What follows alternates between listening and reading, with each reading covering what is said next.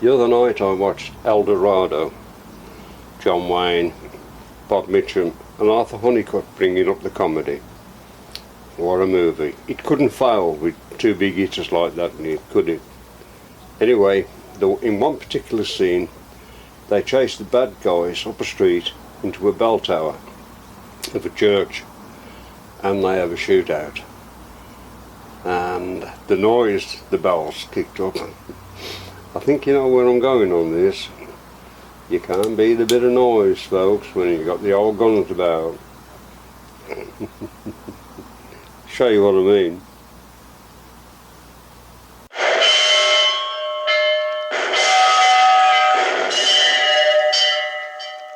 that pretty? Oh, you go on and shoot. We'll try to move up a little closer. Well, just give me another gun and I'll play Marching Through Georgia. All right, start playing.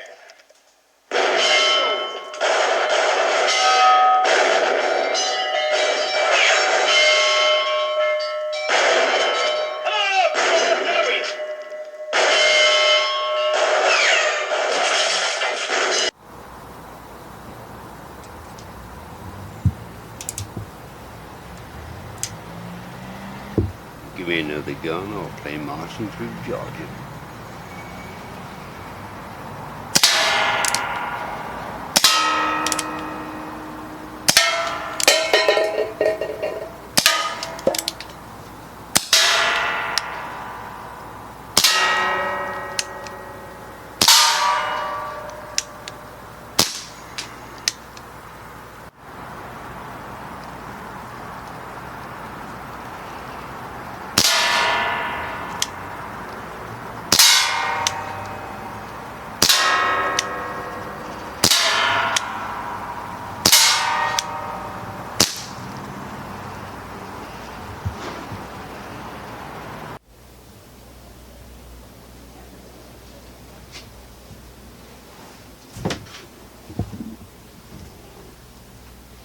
Hello folks, did you like that little plinkabout of mine? I call it my tin pan alley. Great fun. Not what the neighbours think, but I don't care. Anyway, so I'm here to talk about for a few minutes with you.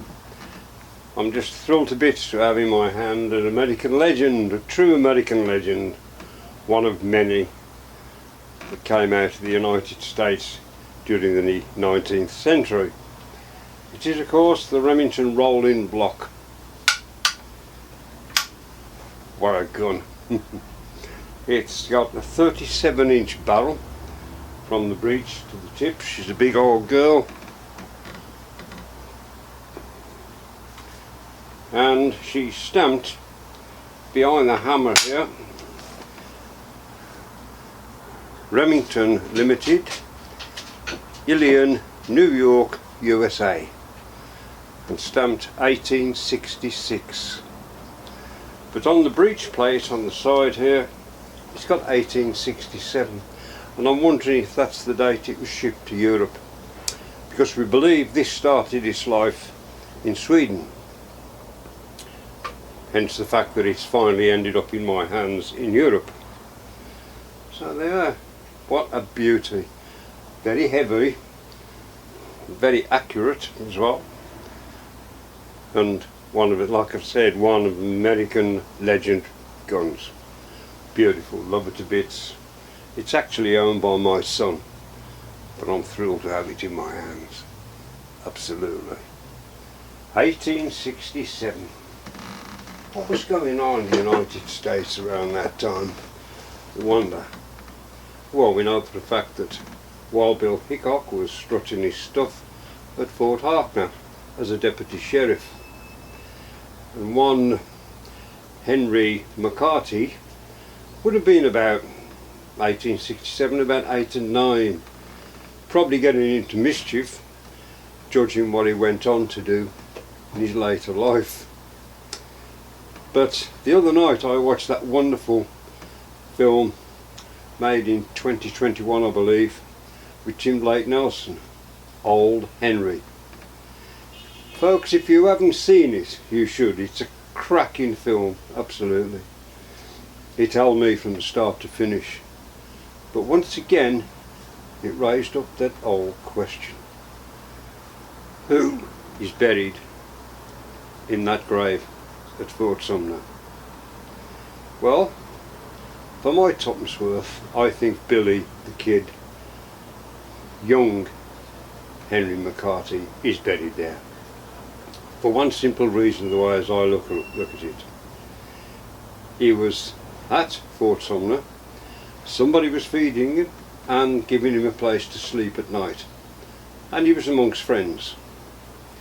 Now, after the night of the shooting, you know, that body would have had to be prepared for burial, and surely the people that have been feeding him and looking after him would have known, is that Billy the Kid lying dead there?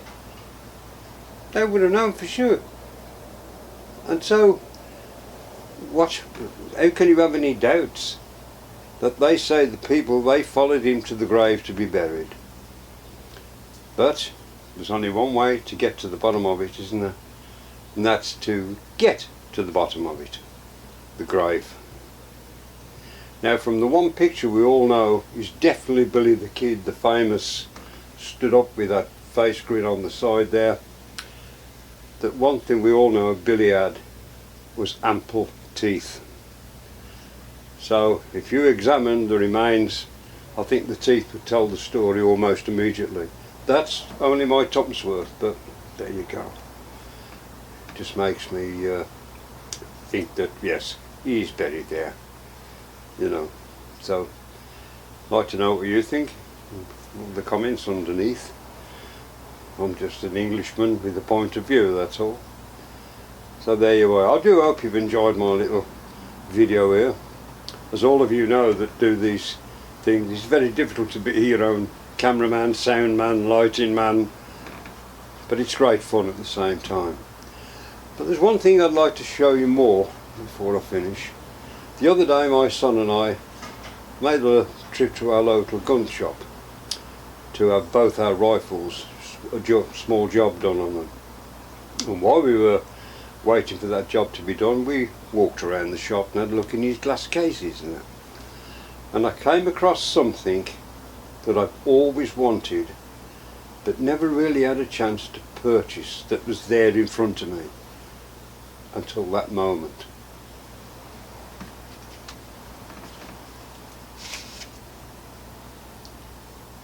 And sheer beauty. I've always wanted one.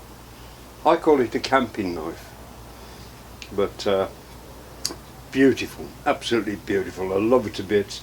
Very sharp, of course, with a hardwood handle. There, can you see that? And it's been stained in such a way to trim it up and make it look attractive, and it works. And she's absolutely beautiful in the hand, you know. And it's called the Savannah. I'm not going to advertise the maker's name, but it's called the Savannah. It's nice for cleaning your ears out, you know, or picking meat from between your teeth after a meal, or for skinning a hog, you know. Yeah, perfect. Not many hogs around here, but never mind. My big girl, what was it Paul Hogan said in that film? Yeah. Oh yeah. Nah, that's a knife. And it surely is. So there I have it. There it is. And thank you for watching. And I hope you'll, watch future videos that I've got planned with the theme on the Old West. And I don't say I am going to do anymore. When you get to my age, you tend to think, well, I plan to do this and do that.